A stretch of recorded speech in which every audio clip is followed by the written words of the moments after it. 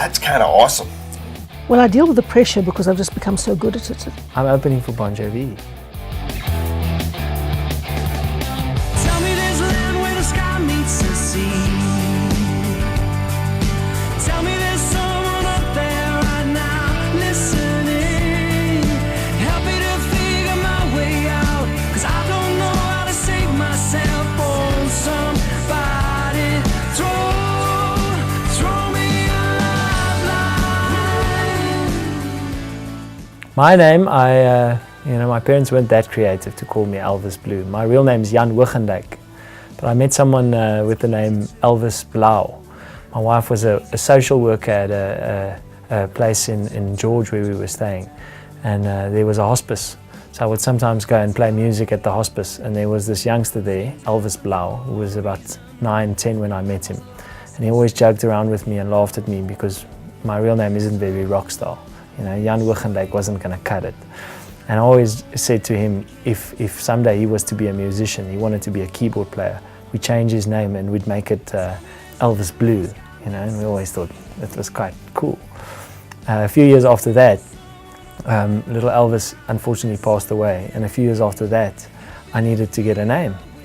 So I thought, what's the coolest name I've ever heard? And the coolest name I'd ever heard was Elvis Blue. And so I gave it a go. It could have either backfired very badly, calling yourself Elvis, but fortunately people took to it. To make you feel my love. Unfortunately for me, before Idols, I entered Idols when I was 30. But when I was 16, I picked up my first guitar, bought it for $30 from a girl in my class, and just couldn't stop playing after that. So after school, I was a street musician here in Rosebank, and also went overseas. And then when I came back, I studied music, and I was just a musician, not earning a lot of money until I was 30, and not having a lot of success at all until I was 30. I think probably the biggest change is, every musician just wants an audience, because then people can decide for themselves or just want to be heard.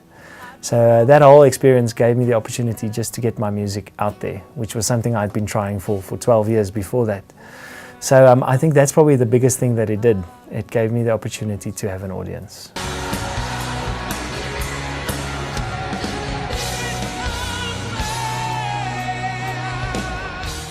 I'm opening for Bon Jovi.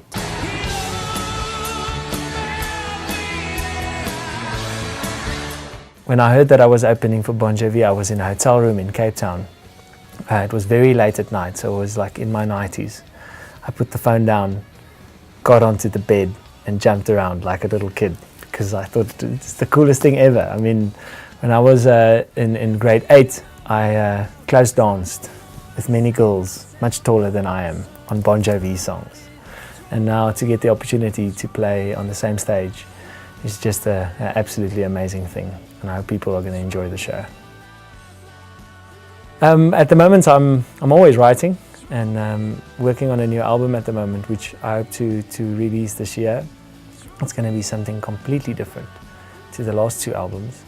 And so always writing and always performing. I always think the best way to thank people for supporting you is to make sure you get to wherever they are, in whichever town they are. So always on the road performing and always writing. EyeWitness News, in touch, in tune, and independent. For the latest, log on to ewn.co.za or ewn.mobi.